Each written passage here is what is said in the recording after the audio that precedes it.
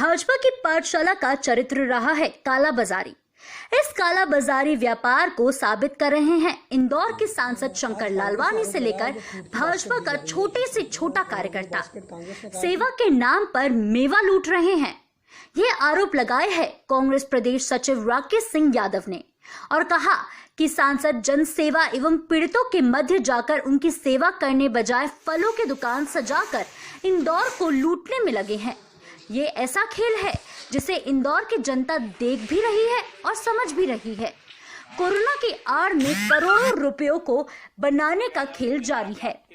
सवाल बहुत सीधा है कि जब किसान तरबूज 8 रुपए किलो, खरबूजा 12 रुपए किलो, आम 40 से 50 रुपए किलो, पपीता 10 से 15 रुपए किलो देने को तैयार है, तो फिर क्या वजह है कि सांसद के दलालों की टीम फल सप्लाई की सिरमौर बनाई गई है। इससे किसानों का भी नुकसान है, फल व्यापारियों का भी नुकसान है तथा जनता को तो दिन दहाड़े लूटा जा रहा है। सांसद के फलों का आर्थिक खेल समझिए।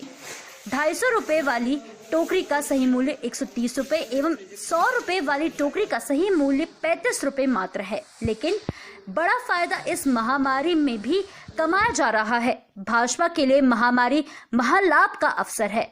वर्तमान सीजन में फल मंडी में प्रतिदिन 1 करोड़ का व्यापार किया जाता है। आप अंदाजा लगा सकते हैं कि सांसद के शागिर्दों की फल की टोकरी 2 करोड़ रुपए प्रतिदिन पैदा करेगी, जिसमें 75 लाख रुपए का प्रतिदिन शुद्ध मुनाफा है। आज से 15 दिन का मुनाफा यानी 31 मई तक होगा 11 करोड़ 25 लाख रुपए। यह मुनाफा सिर्फ एक ही व्यक्ति कमाएगा, बाकी रहे व्यापारी ताली और थाली बजाएंगे। वहीं इंदौर के सांसद शंकर लालवानी ने कहा कि इस पूरे मामले में प्रशासन ने मूल्य तय किए हैं। साथ ही उन्होंने कांग्रेसी नेता अशोक धवन का नाम लेते हुए कहा, उनसे पूछो कि रेट क्या ज्यादा है। देखिए, मुख्यमंत्री शिवराज सिंह चौहान की जो सरकार है वो इस कोरोना काल में जो सबसे बड़ा काम कर रही है वो काला बाजारी कराने का कर रही है।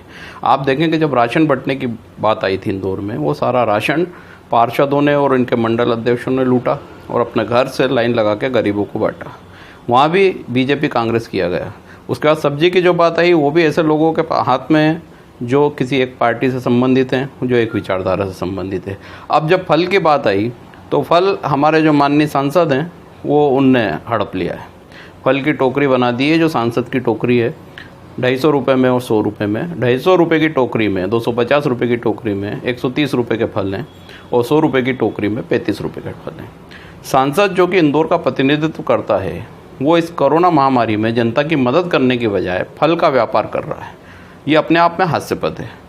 हो सकता है मोदी जी की आत्मनिर्भरता वाली बात सबसे ज़्यादा इनके जहन में बैठ गई हो और ये आत्मनिर्भरता इन्होंने इंदौर से शुरू कर दी हो, लेकिन वो लोग जो 2 महीने से घर में बैठे हैं, जिनको 1 रुपया कमाने को नहीं मिला है और जो बिजली का बिल नहीं भर पा रहे हैं, जिनको राशन नहीं मिल रहा, उनसे फलों के नाम पर कालाबाजारी करके डबल भाव लूटना, ये कौन से सांसद की लोकप्रियता का एक सबसे बड़ा उदाहरण हो सकता है या उनकी कार्यक्षमता का सबसे बड़ा उदाहरण हो सकता है।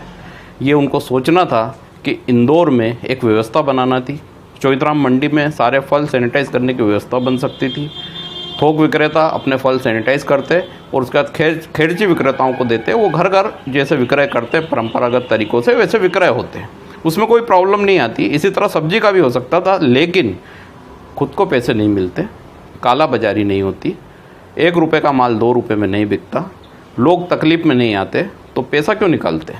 इन सब बातों को मद्देनज़र रख के माननीय मुख्यमंत्री ने छूट दे रखी है बीजेपी के नेताओं, कार्यकर्ताओं, सांसदों, विधायक को कि जितना लूट सके आप लूट लो। ये 2-3 महीने की सरकार है, अल्पमत की सरकार है, 3 महीने बाद तो हमें जाना है, तो जितना बटोर सकते हो इस कोरोना महामारी में बटोर लो। उसके तहत ही ये सारे काम हो रहे हैं और माननीय सांसद महोदय को बधाई कि वो 250 रुपये की टोकरी लोगों को पहुंचा रहे हैं, 130 रुपये के फल, और एक तरफ किसानों को भी मार रहे हैं। किसान लगातार वो फल 6-7 रुपये किलो में तरबूज, 12 रुपये में खरबूजा, 40 रुपये में आम देने को तैयार है, लेकिन उनका खरीदा नहीं जा रहा है, उनको जब्त किया जा रहा है, लूटा जा रहा है उनके माल को, और लूट के इन ठेकेदारों की झोली में फ्री में डाला जा रहा है कि अब आप सप्लाई करो डबल भाव में।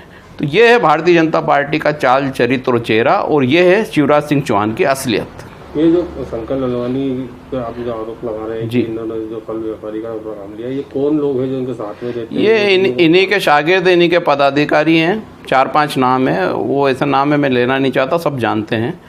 और ये लोग लगातार ब्लैकमेलिंग का धंधा, काला बाजारी का धंधा, कोई महामारी आए या कोई त्यौहार आए, सब पे इनको पैसा कमाने को चाहिए। ये किसी की भावना, किसी की मौत नहीं समझते। इंदौर में 100 लोग मर चुके हैं, उसकी चिंता तो ललवानी जी को है नहीं। फल की टोकरी कैसे बिकेगी, उसके बड़े बड़े विज्ञापन बन के वो सप्लाई करने की प्लानिंग की जा रही है। बहुत ही शर्मनाक है इंदौर के लिए। इंदौर में गुटखा और इसको लेकर भी कालाबाजारी चल रही है, कहीं ना कहीं प्रशासन आपको फेल लग रहा है? ये तो 2 महीने से पूरी सरकार ही फेल है। प्रशासन तो घोड़ा होता है, अगर सवारी आपका फेल है तो प्रशासन क्या काम करेगा? आपका नेतृत्व करता है जो मुख्यमंत्री है, वो खुद एक कमरे में बंद है, वो खुद अपने कमरे से निकल नहीं पाया। आपका जो स्वास्थ्य मंत्री है वो जुमला स्वास्थ्य मंत्री है, वो बोलते थे कोरोना से डरो ना। आज इतने डर गए हैं कि इंदौर से भोपाल से इंदौर नहीं आ सकते।